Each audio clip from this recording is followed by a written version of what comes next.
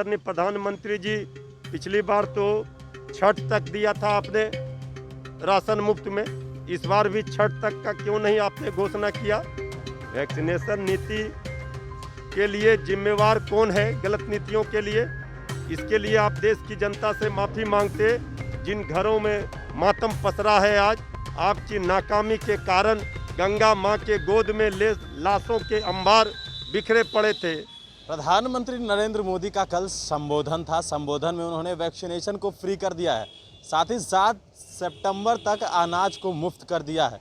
आपको बता दें कि जिस तरह से कल प्रधानमंत्री नरेंद्र मोदी का संबोधन हुआ है, वैक्सीन को लेकर लगातार उन्होंने कई बातें कही, साथ ही साथ उन लोगों के लिए भी वैक्सीन की व्यवस्था की गई है जो लोग फ्री में वैक्सीन नहीं लेना चाहते हैं, जो पैसे देकर वैक्सीन लेना चाहते हैं, उनके लिए भी प्राइवेट अस्पतालों को सीधे खरीदने के लिए भी इंतज़ाम किया गया है। आपको बता दें कि जो अनाज मुफ्त में मिला है या वैक्सीनेशन मिली है, तो इस पर आरजेडी की क्या प्रतिक्रिया है, हमारे साथ बात करने के लिए राजद के प्रवक्ता हैं, उनसे जानते हैं। देखिए, केंद्र सरकार की वैक्सीनेशन नीति जो है उसमें बहुत सारी खामियां पाई गई।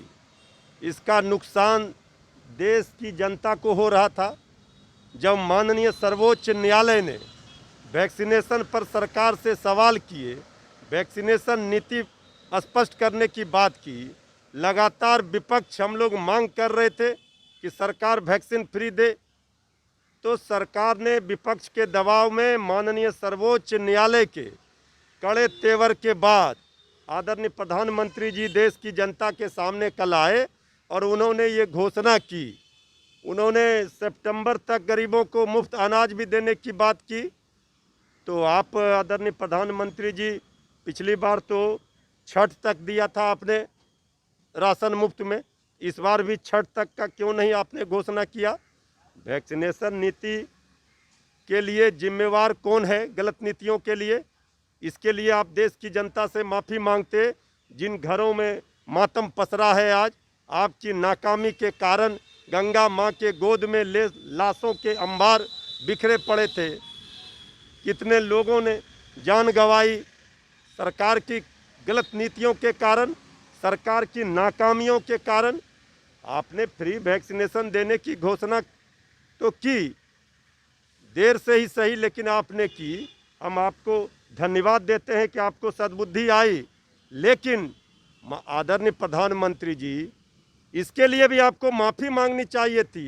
आप अपनी नाकामी को छुपाने का भी प्रयास कर रहे हैं, ये नहीं छुप सकता, क्योंकि जब देश की जनता को सरकार की ज़रूरत थी, उनकी ठोस नीतियों की ज़रूरत थी, कोरोना से जंग लड़ने में कहीं न कहीं सरकार से चूक हुई।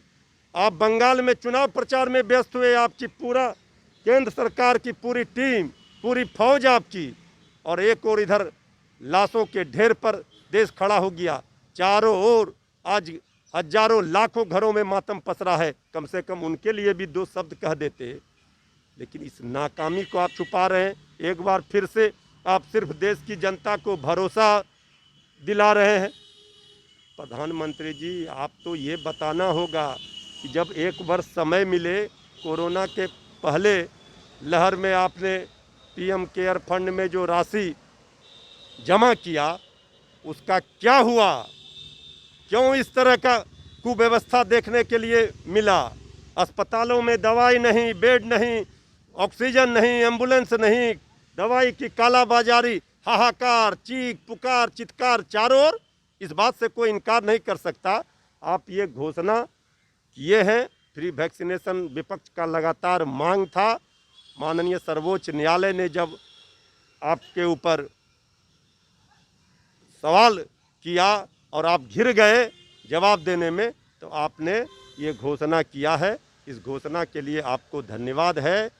देर से ही सही आपने किया है, लेकिन आपकी नाकामी पर जो पर्दा डालने का आपने अपने संबोधन में काम किया, ये नाकामी अब आपकी नहीं छुपेगी। आखिर बिहार में क्या चल रहा है मृत्युंजय जी? जिस तरह से बात कर ले कि बिहार सरकार में मंत्री हैं जनक राम, उन्होंने सवाल उठाया है दलितों को लेकर, मुख्यमंत्री पर साफ तौर पर कहा है। उसके पहले प्रदेश अध्यक्ष प्रदेश अध्यक्ष संजय जायसवाल ने सवाल खड़े किए थे कि जिस तरह से दलितों के साथ अत्याचार किया जा रहा है, पुलिस काम नहीं कर रही है। मैं देखिए, बीजेपी के एमएलसी ने सवाल किया आदरणीय मुख्यमंत्री जी पर, सरकार पर। जेडीयू ने कहा उंगली काट लेंगे अगर आदरणीय नीतीश कुमार जी पर कोई उंगली उठाएगा। तो भाई अब तो जेडीयू को जेडीयू ने जो उंगली काटने की धमकी दी, तो आनन फानन में बीजेपी ने अपने एमएलसी को निलंबित कर दिया। अब तो सीधे सवाल बीजेपी के माननीय प्रदेश अध्यक्ष जी ने उठाए हैं। अब फिर सरकार के माननीय मंत्री हैं, ये गंभीर सवाल है, वो सरकार की नाकामी पर सवाल खड़े कर रहे हैं, सरकार की पुलिस पर सवाल खड़े कर रहे हैं। संजय जायसवाल जी ने कहा है कि बिहार की पुलिस निर्दोषों को फंसाती है, दोषियों को बचाती है, दलितों का अत्याचार हो रहा है, पिछड़ों पर अत्याचार हो रहा है, किसी का कोई सुन नहीं रहा है, अल्पसंख्यकों पर ये सवाल अब प्रदेश अध्यक्ष के बाद सरकार के मंत्री कह रहे हैं। अब तो यही बाकी रह गया कि बिहार के उप मुख्यमंत्री आकर के कहेंगे कि नीतीश कुमार जी से गठबंधन समाप्त। अब यही बचा है, या फिर जेडीयू के लोग हाथ काटें, गला काटें। ये नूरा कुश्ती जो चल रहा है एनडीए के अंदर, जिनको लड़ना है महामारी, बेरोजगारी से, महंगाई से, भुखमरी से, वो नहीं लड़ रहे हैं, वो आपस में लड़ रहे हैं। वो जब सरकार के ही लोग कह रहे हैं कोई काम नहीं हुआ, दलितों पर अत्याचार हो रहा है, पुलिस निर्दोष को फंसा रही है, अब कुछ बचा है? अब आदरणीय मुख्यमंत्री जी और सरकार में बैठे लोग स्नो पाउडर जितना लगा लें, चमका लें, अब छवि बचने वाली नहीं है। नीति आयोग की रिपोर्ट ने पूरी तरह से इनका जो नाकामी है उस पर मुहर लगा दी है। अब चाहे पीटे जितना ढोल, इस डबल इंजन की सरकार का फट गया ढोल। तो ये थे हमारे साथ राजद के प्रवक्ता मृत्युंजय तिवारी, जिन्होंने बताया कि जिस तरह से मंत्री ने सवाल खड़े किए हैं और उसके बाद जो प्रधानमंत्री नरेंद्र मोदी का संबोधन हुआ है और जो अनाज फ्री गया, इन तमाम चीज़ों पर राजद की प्रतिक्रिया आपने जानी। और भी अपडेट्स देंगे, बने रहिए न्यूज़ 4 नेशन के साथ। नमस्कार।